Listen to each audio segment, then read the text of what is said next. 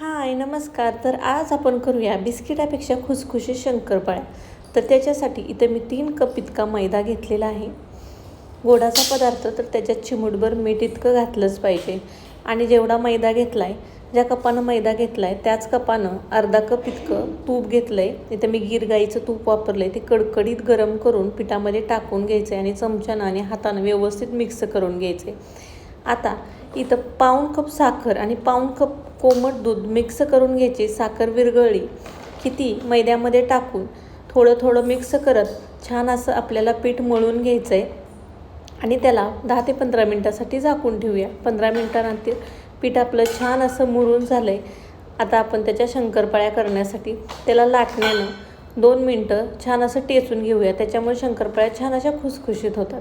आता एक उंडा काढून चपातीसारखं लाटून घेऊया आणि त्याला शंकरपाळ्याच्या आकारात कापून घेऊया. जास्त जाडही कापायचं नाही आणि जास्त पातळही कापायचं नाही.